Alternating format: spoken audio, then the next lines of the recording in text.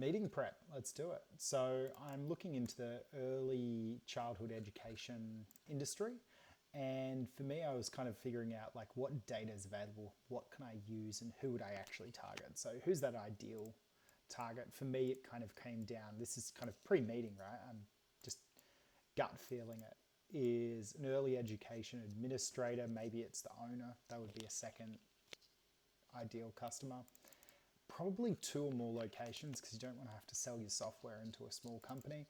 And then new to the job role, they're open to change. They're not sold on the previous things. So this is kind of how I would tackle using AI agents to help in the data process. So the first thing is to build out, your initial list. We need to know the website or the companies we're talking about. Yes, you can use a general, like something like the Yellow Pages, which you can use just a straight template for a data scraper like Octopass, which will quickly come up with hundreds, thousands of different childcare providers. You can also be a lot more specific. So when you're doing research, you can actually go and find, the exact list, which will generally exist for something like this, which has all of the details around who to contact.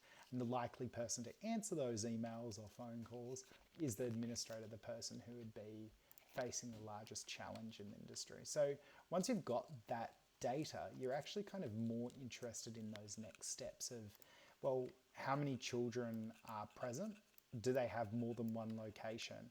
And is that person new to the job role? So to do this with AI agents, you're kind of setting out like a prompting chain that states, like, I want you to do this, then this, right?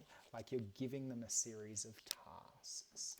So I'm using Clay at the moment to execute this. So this is our data scrape from Yellow Pages using Octopass.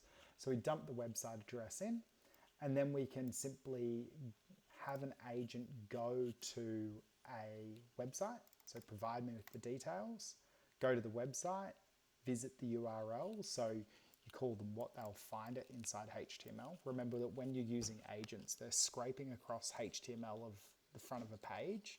Then they are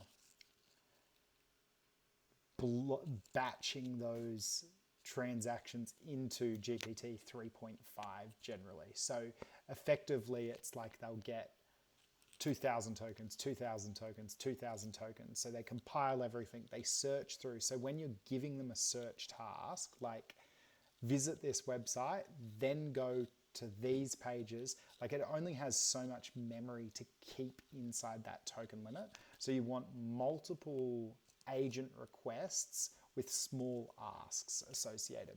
So when you do that, it means that you'll get information like contact details coming out of it. So you can easily set up these kind of agents to go and find, hey, who's actually working at their daycare, which kind of gives you a little bit of that prospecting information. It's kind of what you would do in your research before picking up the phone and talking to someone, which is now possible with AI. So once you've got those details, of course, you would just use regex or other ways to extract that information so you can go into that phone call with a little bit more knowledge. So now I have kind of like my deep targeting. I know my ideal profile and person who's got this, multiple locations. That's a second search. It's going to tell you very easily based off the information on the website, do they have multiple locations? Now, the new in the job role is another one, right?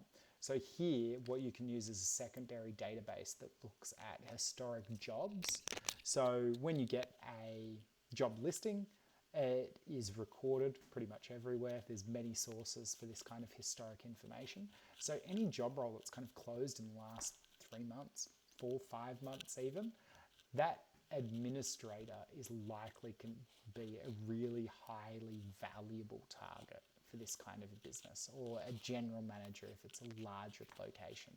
So it's about finding and using those ideal customer profiles and then putting them also into the historic jobs. And it becomes the same flow, right? Because you get those historic jobs, which will tell you the company name, and then you're still going to pass the AI agent through and populate that CRM in the same way.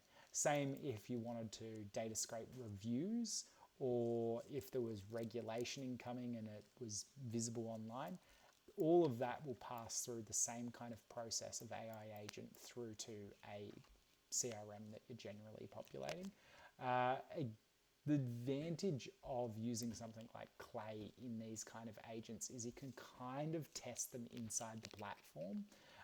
They're a little bit more ambiguous, so you can use ChatGPT as a bit of a play field to figure out what those prompts should look like, but it is a great approach on how to do this.